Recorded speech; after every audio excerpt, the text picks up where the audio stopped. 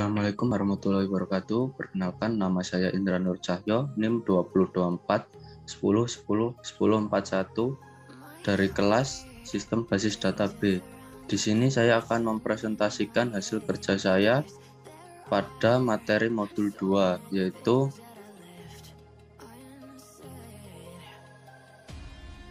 pembuatan entity pada laboratorium Fasilkom. Yang pertama ada identifikasi entity, kategori, dan atribut. Di sini saya membuat beberapa entity. Yang pertama ada lab dengan kategori benda nyata, atributnya adalah ID lab, nama lab, dan deskripsi. Entity yang kedua ada kepala lab. Di sini kategorinya adalah abstrak dengan atribut NIP, nama, dan kontak. Yang ketiga ada entity barang, kategorinya nyata dengan atribut ID barang, nama, deskripsi barang, dan kondisi barang. Selanjutnya ada entity UKM. Di sini kategorinya abstrak dengan atribut ID UKM dan nama UKM. Selanjutnya ada entity kegiatan. Di sini kegiatan dikategorikan sebagai peristiwa dengan atribut ID kegiatan, nama kegiatan, tanggal, tempat, dan waktu. Selanjutnya ada entity peminjaman. Di sini kategorinya adalah peristiwa dengan atribut ID peminjaman, tanggal persetujuan, tanggal pengembalian, dan kondisi peminjaman. Yang ketujuh ada anggota UKM dengan kategori abstrak dengan atribut ID anggota, nama, dan NIM. Selanjutnya ada entity asisten dengan kategori abstrak, atributnya ID asisten, NIM, dan nama. Selanjutnya ada entity jenis, yaitu kategorinya abstrak dan atributnya ID jenis dan jenis.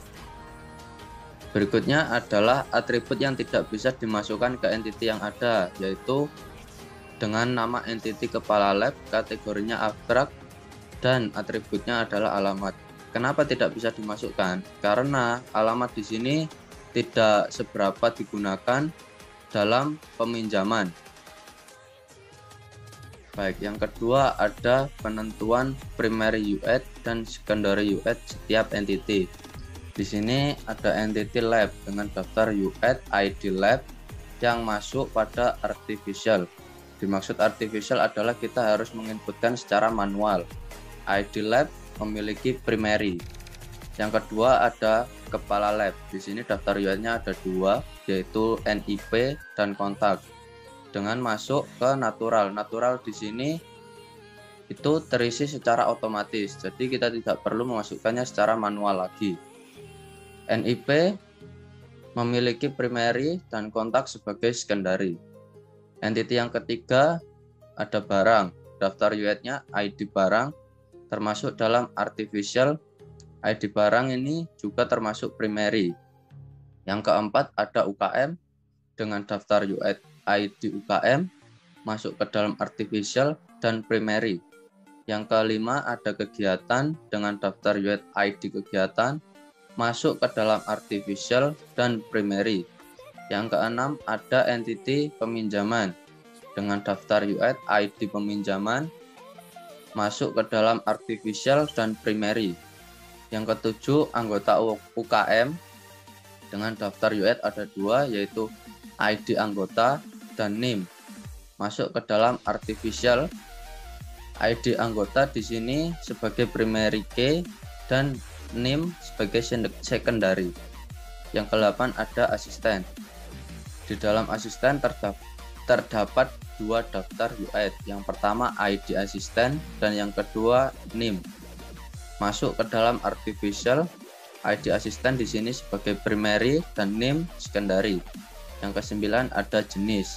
Daftar UID-nya ada satu, ID jenis masuk ke dalam artificial dan termasuk primary key. Baik, selanjutnya kita masuk ke dalam analisis relationship antar entity. Di sini ada dua warna, yaitu hijau dan kuning. Lab Di sini ada lab, kepala lab, barang, UKM, kegiatan, peminjaman, anggota UKM, asisten, dan jenis. Ini sama seperti dengan sebelumnya, yaitu entity. Kita harus urut dari vertikal ke horizontal, harus sama penempatannya. Di sini kenapa di lab dan kepala lab berwarna kuning? Karena entity lab ini berhubungan langsung dengan kepala lab. Yang kedua ada entity barang. Kenapa lab berhubungan dengan entity barang? Karena di setiap lab pasti memiliki beberapa barang. Yang berikutnya entity peminjaman kepada entity lab. Di sini lab memberikan peminjaman kepada orang lain. Yang selanjutnya ada lab berhubungan dengan asisten. Asisten di sini sebagai anggota dari lab. Yang kedua ada entity kepala lab yang berhubungan dengan asisten. Di sini kepala lab sebagai ketuanya dan asisten ini sebagai anggotanya. Yang ketiga ada barang. Barang berelasi dengan peminjaman dan jenis. Yang keempat ada UKM yang berelasi dengan kegiatan dan anggota UKM. Selanjutnya ada entity kegiatan yang berelasi dengan peminjaman. Selanjutnya ada peminjaman yang berelasi dengan anggota UKM dan asisten. Oke, kita lanjut ke soal nomor 2, yaitu membuat entity struktur pembayaran servis bengkel. Yang pertama kita akan mengidentifikasi entity, kategori, dan atributnya. Yang pertama ada entity transaksi dengan kategori peristiwa dan atributnya ada nomor faktur, tanggal, dan kuantum. Yang kedua ada entity part, dikategorikan sebagai benda nyata dengan atribut kode part, nama part, harga, stok, dan diskon. Yang ketiga ada entity mekanik dengan kategori abstrak, atributnya ID mekanik, nama, dan nomor telepon. Yang keempat ada service dengan kategori abstrak dengan atribut kode service, jenis service, harga, dan diskon. Yang kelima ada entity bengkel dengan kategori benda nyata dengan atributnya yaitu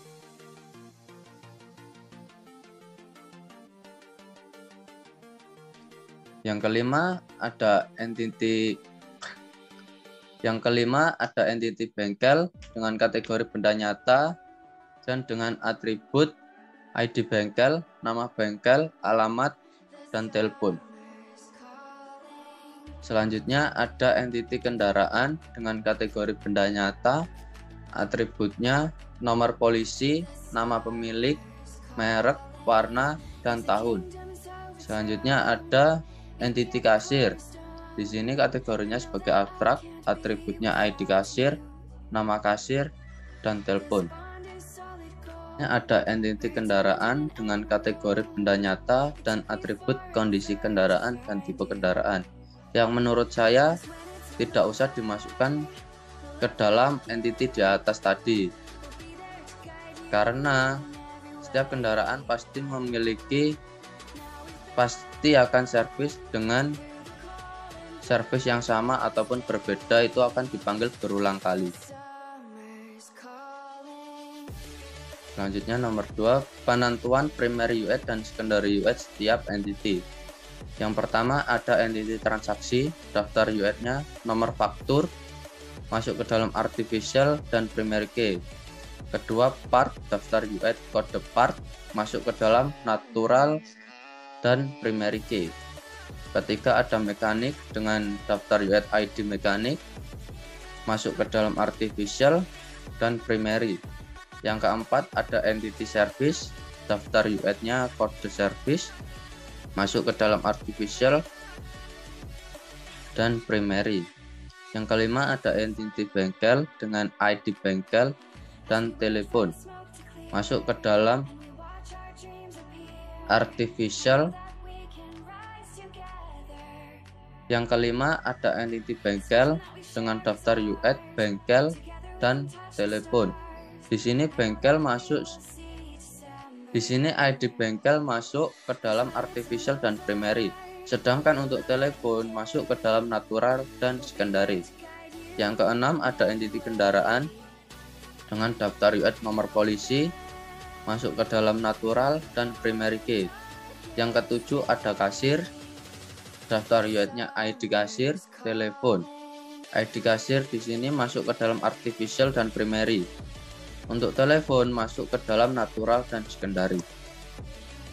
Baik, selanjutnya kita akan analisis relationship antar entity. Yang pertama ada entity transaksi yang berrelasi dengan part, transaksi berrelasi dengan mekanik, transaksi berrelasi dengan service, transaksi berrelasi dengan bengkel, transaksi berrelasi dengan kendaraan, dan yang terakhir transaksi berrelasi dengan kasir. Yang kedua ada part. Part di sini berrelasi dengan kendaraan. Yang dimaksud di sini adalah pergantian komponen yang ada di kendaraan. Mekanik. Mekanik berrelasi dengan bengkel dan kendaraan. Service. Service di sini berrelasi dengan kendaraan. Yang kemudian ada entity bengkel yang berrelasi dengan kendaraan. Sekian, terima kasih dari saya. Wassalamualaikum warahmatullahi wabarakatuh. I ain't here for the money, I ain't